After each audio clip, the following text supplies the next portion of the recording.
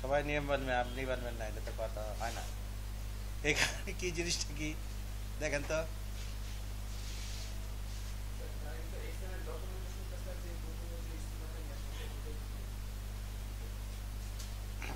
হ্যাঁ,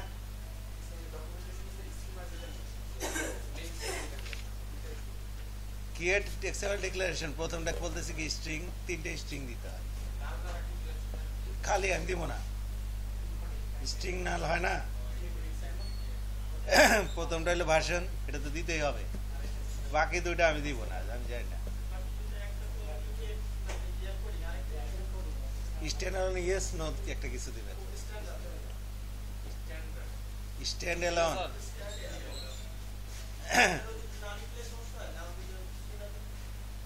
না কোনো সমস্যা নেই, নাল সাপ্লাই।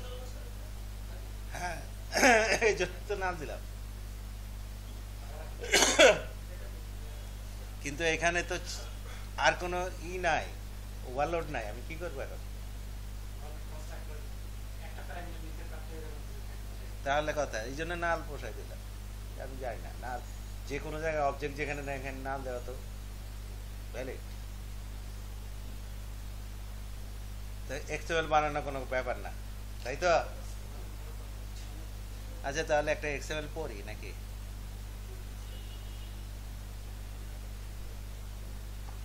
একটা এক্সএমএল পড়ি নাকি? এক্সএমএল ফাইল,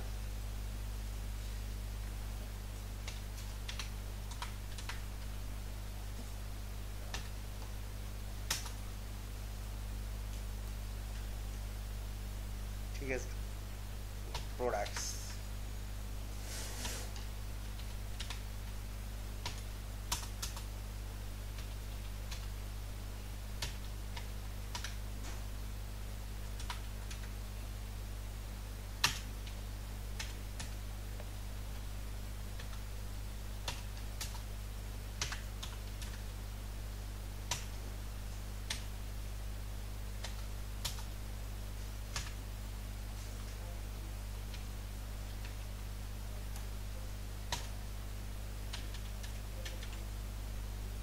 আচ্ছা, আমরা একটা প্রোডাক্ট লিখলাম কয়েকটা, ঠিক আছে।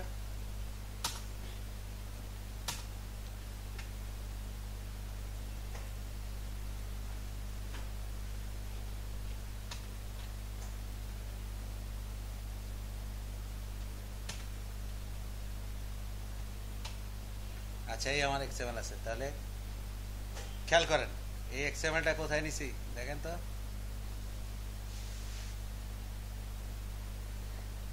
এটাকে কি করলাম, প্রপার্টিস। এটাকে কি লিখলাম আমি, কপি ইফ নিয়ার। অর্থ কি, এই ফাইলটা চেঞ্জ হলে কি হবে, এই বিন ফোল্ডারে গিয়ে দেখেন এটা কপি হয়ে গেছে। অর্থাৎ ইএক্সি যেখানে হবে ওটার পাশে সে কপি করে নিয়ে গেছে, তাই না? আবার যদি চেঞ্জ করি আবার নিব, যতবার বের দিব এই ফাইলটা চেঞ্জ হলেই সে নিয়ে যাবে, ঠিক আছে। তাহলে আর আমাদের পাথ লিখতে হবে না, সেই ইএক্সির পাশে খুঁজে ফাইলের নাম, যখন আমরা ফাইল খুঁজতে বলি সে খুঁজে পিএক্সির পাশে। এই জন্য এটাকে কি করে দিলাম, প্রপার্টিসে গিয়ে কি অলওয়েজ কপি দিতে পারতাম, আবার এখানে না দিয়ে কি বললাম, কপি ইফ নিউয়ার, যদি নতুন হয় তাহলে চেঞ্জ করে দিই, আবার ওটা রিপ্লেস করে দিই। তাহলে ফাইলটা আমি পড়তে চাই, তাই তো? আচ্ছা,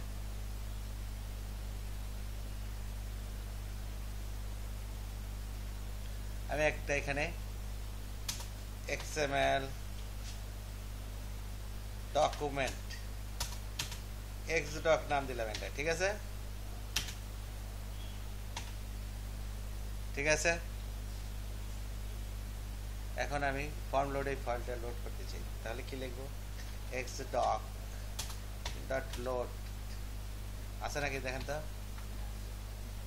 সে কি ভয়েড, তাই না? তাহলে কি ওটাকে না বানায় কাজ করা যাবে না, এটাকে নিউ একটা এক্সএমএল ডকুমেন্ট বানাইলাম, ঠিক আছে। এখানে কি নাই দেখেন তো, লোড মানে কি এক্সএমএল কে লোড করা, লোড লোড হইলে কি নেয়, কি নেয়, রিডার নেয়, ফাইল নেম নেয়, তাই না? তাহলে কি নাম দিচ্ছি দেখেন তো, প্রোডাক্টস ডট এক্সএমএল, তাই না? প্রোডাক্টস সে ইএক্সির পাশে খুঁজবে, তাহলে কপি দিলে ইএক্সির পাশে যাবে না? হ্যাঁ, তাহলে আমার এক্সডকটা লোড হয়ে রয়েছে নাকি?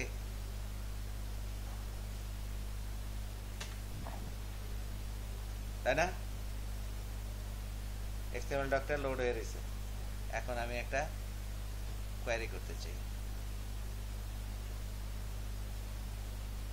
ধরা যাক এখানে আছে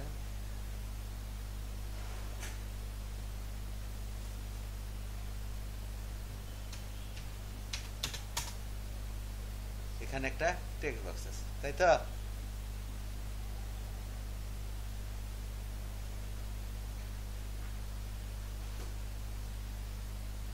এই টেক্সট বক্সটা লেখা যদি কেউ বাটনে ক্লিক করে ফাইন্ড, তাহলে আমি এটা ফাইন্ড করব। ঠিক আছে, ঠিক আছে। কেমনে করব? আমরা কি জানি সেভেলে কি এক্সপার্ট দিয়ে কোয়েরি করা যায়, তাই না? কোয়েরিটা কি হবে? স্ট্রিং, তাই না? কি হবে বলেন তো? প্রোডাক্টস, রুট এলিমেন্ট ছিল কি প্রোডাক্টস, তাই না? হ্যাঁ, তার ভিতরে প্রোডাক্ট, তাই তো? তার ভিতরে @id ইকুয়াল টু, এখানে কি বসতে হবে? সিঙ্গেল কোট, তাই না? আচ্ছা, আমরা এক সহজ কাজ করি, স্ট্রিং ডট ফরম্যাট, এটা কেন নিলাম? এটা দিলে কি প্লেস হোল্ডার পাওয়া যায়। এটা আমার কোয়েরি না? হ্যাঁ, তাই তো? এটাই তো আমার কোয়েরি নাকি? তাহলে টেক্সট বক্স ওয়ানে টেক্সটটা ওখানে যায় বসবে, তাই না? এটাই আমার কোয়েরি না? তা আইডি তো নাম্বার, কাজে কি দুই পাশে কোড দিতে হবে? কোডটা দিতে হবে না। তাহলে এখানে কি প্লেস হোল্ডার বসালাম, যে এই সেকেন্ড ব্র্যাকেট সহ রিপ্লেস হবে কোনটা, এটা দিয়ে, তাই না? তাই তো?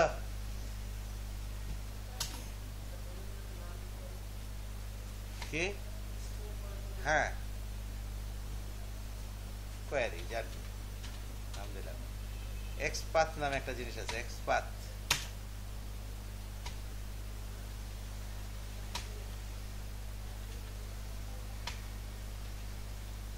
আচ্ছা, আরেকটা ভাবে করা যায়, x dot dot select single node, কি আছে, কি আছে এটার মধ্যে, কি দেয়? এক্সপাথ। ওই কোয়েরিটা ঢুকিয়ে দিলাম, সে কি রিটার্ন করে? বাম দিকে কি রিটার্ন করবে দেখেন তো? এক্সএমএল নোড রিটার্ন করবে, XML not.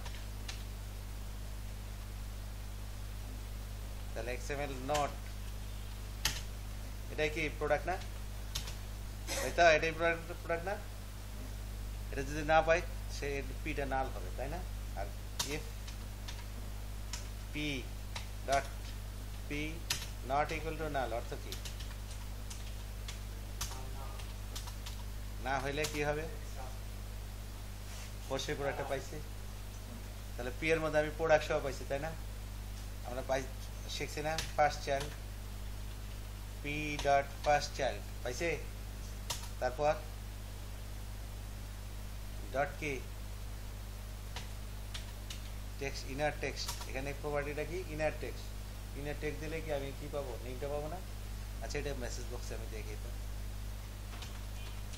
Message box dot show,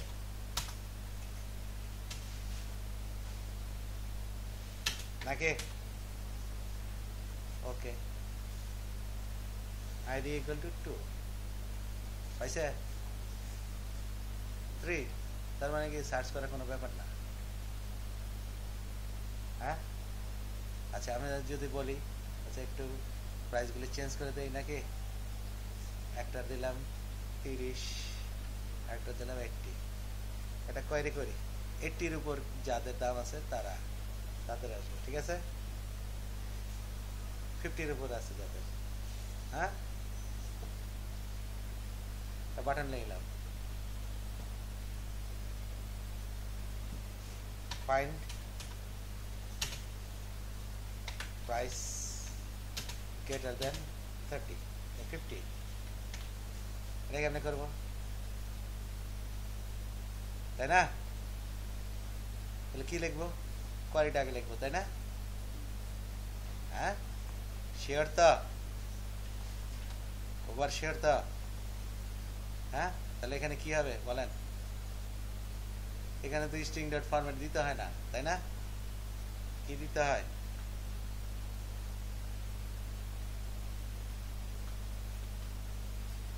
কি প্রাইস, হ্যাঁ হ্যাঁ, তারপর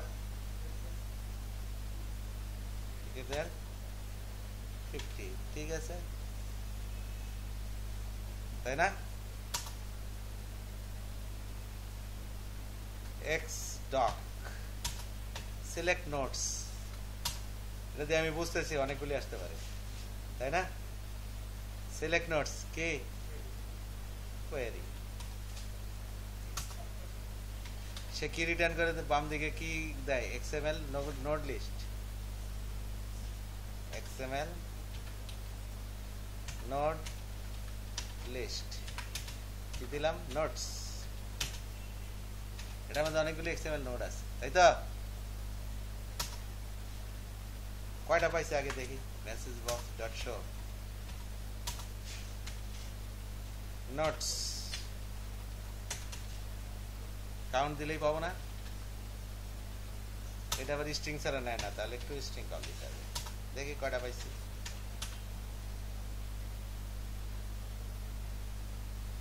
এটা পায় না, তাহলে কি কোয়ারি করে আসলেই ব্যাপার না, আরেকবার কোয়ারি করতে পারেন, কিভাবে, এক্স পাথ দিয়েও করতে পারেন, এক্স পাথ, এটা কোথায় আছে দেখেন তো, এক্সএমএল ডট এক্স পাথ,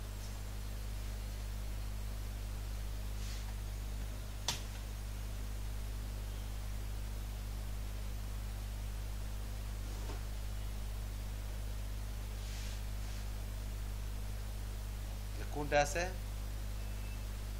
কি হচ্ছে, দুইটা আছে, তাই তো? কি কি আছে, একটা আছে কি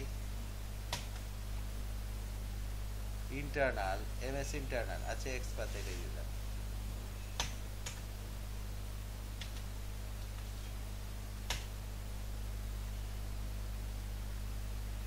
এক্স পাথ,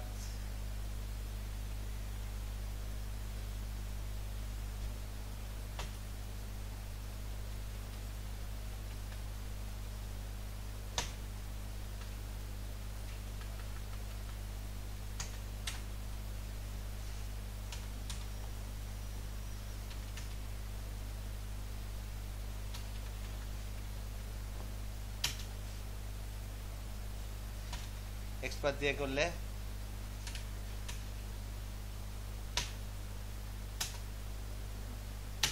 ন্যাপ,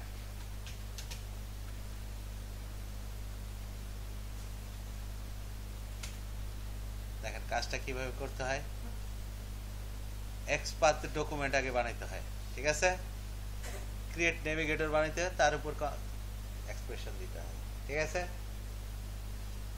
এইভাবে করা যায়, এক্স পাথ ডকুমেন্টও করা যায়, ঠিক আছে? আপনি যদি এক্স পাথ ডকুমেন্ট দিয়ে করেন তাহলে লাভটা কি, ওটার একটু দেখেন, XPath document XP doc new,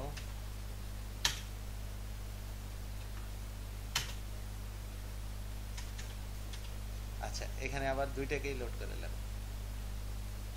x doc dot load products dot XML, আচ্ছা এক্স পাথ কিভাবে করতে হয়, হ্যাঁ একই জিনিস, কিন্তু এটার মধ্যে XPath navigator XP dot navigator, খেয়াল করেন এক্সপি ডক ওটা এক্সপার্ট ডকুমেন্ট না, ক্রিয়েট নেভিগেটর, ঠিক আছে। আচ্ছা এখন দেখেন নেভিগেটর ডট সিলেক্ট কি নেয়, সিলেক্ট দিলেই সেখানে কি নেয়, স্ট্রিং দিয়েও নেয় অথবা এক্সপাথ এক্সপ্রেশনও নেয়। এক্সপাথ এক্সপ্রেশন আপনি এটাও কোয়ারিটাও ভরে দিতে পারেন, অথবা অথবা কি করতে পারেন, এই যে দেখেন nav ডট কম্পাইল একটা মেথড আছে, কম্পাইল মানে কি, এই কোয়ারিটা ঢুকাই দিলে সে ভ্যালিড হইলে এটাকে কি কম্পাইল করলে কি এক্সপাথ এক্সপ্রেশন রিটার্ন করে, এক্সপাথ এক্সপ্রেশন।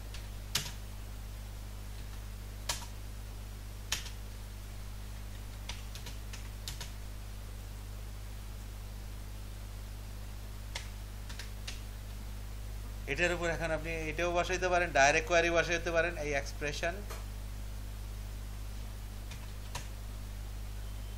অথবা এই এক্সপ্রেশনটা বসাইতে পারেন, বা বসাইলে সে কি রিটার্ন করে দেখেন তো, এক্সপাথ কে নোড ইটারেটর কি রিটার্ন করে,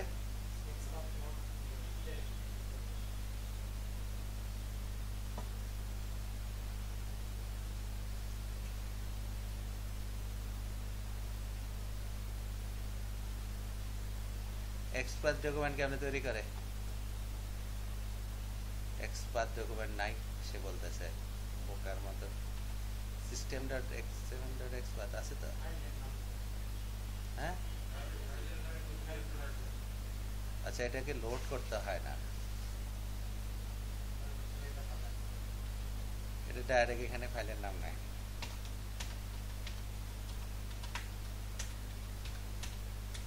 আচ্ছা এগুলো এই জীবনে একবারই দেখবো, এটা দিয়ে কি করে সে, এই যে দেখেন এটা কি রিটার্ন করে দেখেন তো, নোড ইটারেটর রিটার্ন করে। এই ইটারেটর দিয়ে আপনি কি বলতে পারেন যে কয়টা একটা একটা করে ঢুকতে পারে, ঠিক আছে, যে কয়টা জিনিস পাইছেন, যেমন সে কি এক্সপাথ নোড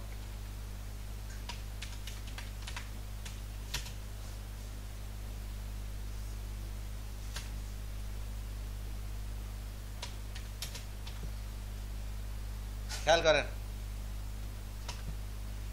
এই নোড ইটারেটর দিয়ে কি করে, এটা একটা একটা করে পড়ে, দেখেন তো কাউন্ট দিলে কি কয়টা পাইছেন এটার মধ্যে পাবে, মেসেজ বক্স ডট শো,